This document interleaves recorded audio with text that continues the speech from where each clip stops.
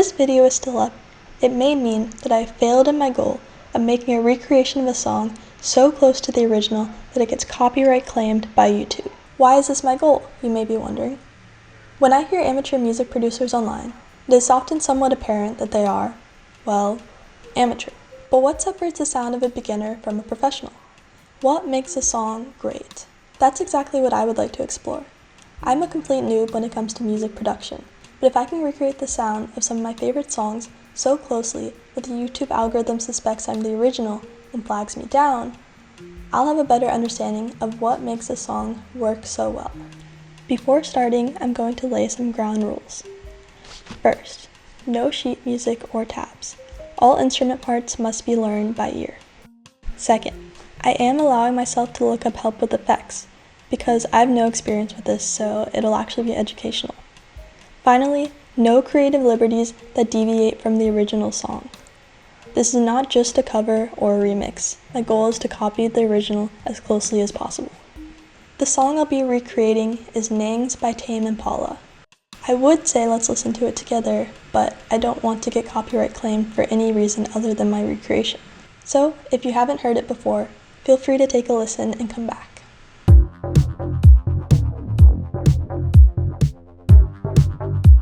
Alright, let's get started.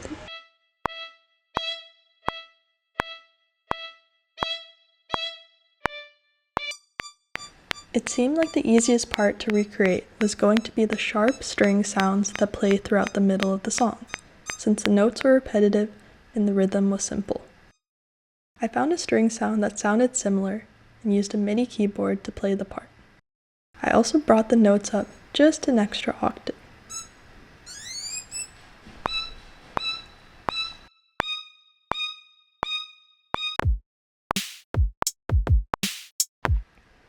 I expected the drums to be the next simplest to check off. What I didn't realize was just how tedious it would be to classify each individual beat to its corresponding drum sound. Despite it being a bit painstaking, it was super satisfying to quantize the beats and hear it played back perfectly on time. You may be wondering why I'm not recording the drums on the glorious drum set behind me. The answer is that with my current recording setup, the acoustics don't sound as crisp as the drums in the original recording. That would be a nice challenge for the future, but for now, MIDI keyboard it is. I think it worked well enough.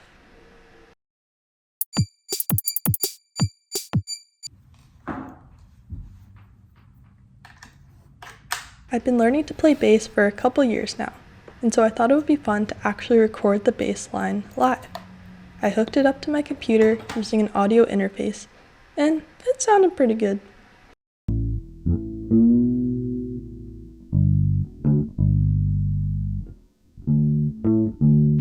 Of course, the recording did not go without some mistakes.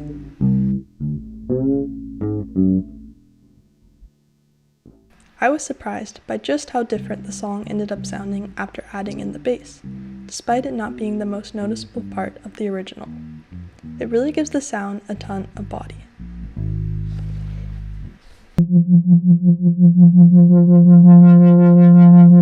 The longest part of this entire process was adding the synths. It makes sense because they are really what carries a song, and each synth has kind of a unique flavor to it.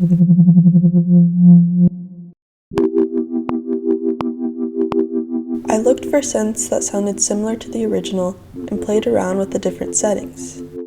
When I got stuck, I searched up help with the wavy effect at the beginning of the song, and learned that I should use a pad with a low frequency oscillator.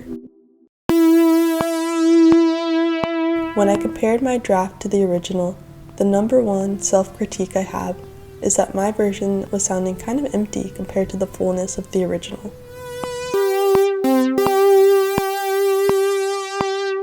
I tried layering different synths to help build up the sound.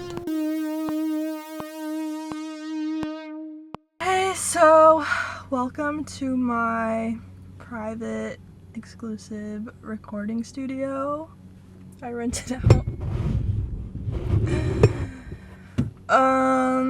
Well, today I'll be doing something I've never done before, which is singing, but in an unironic way. I'm actually gonna try. So I'm just gonna record it a few times, cut the best run. Luckily this song just repeats one line over and over again, so we'll just cut out the best run and use that.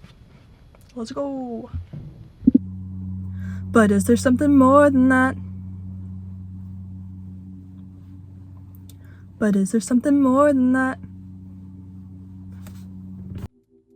While I was in the car, I took the opportunity to compare my current draft to the original song on the loudspeakers.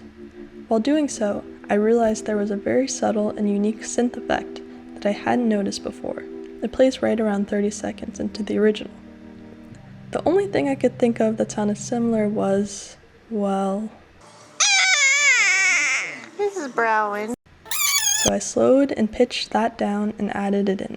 I also added some other sound effects, like pitch bends and the white noise intro to the song. To pull everything together, I adjusted my volume levels by muting every track and raising them up to balance each other out. I used a compressor to control the dynamic range and messed around with equalization to make some sounds sound brighter and others more bassy. Well then, shall we take a listen to the result?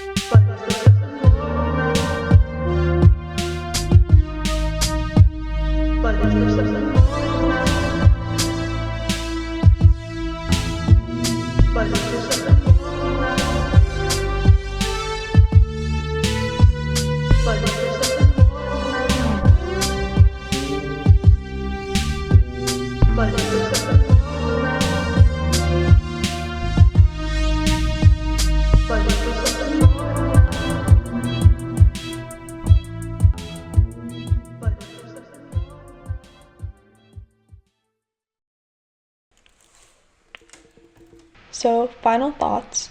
I do think my recreation generally hits the same note as the original song, though I'm not quite convinced I captured the full essence of the song.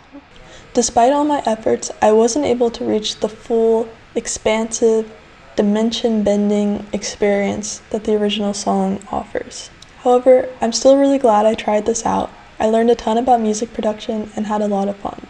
Even though I've listened to this song probably hundreds of times before making this video, I still discovered so many intricacies in the music that I never would have noticed without forcing myself to listen to it so carefully. So, I definitely recommend choosing one of your favorite songs and trying this out for yourself if you have the time. Thanks for watching, and I'll see you in the next video where I'll update you on whether or not YouTube successfully flagged this video or not. See you then!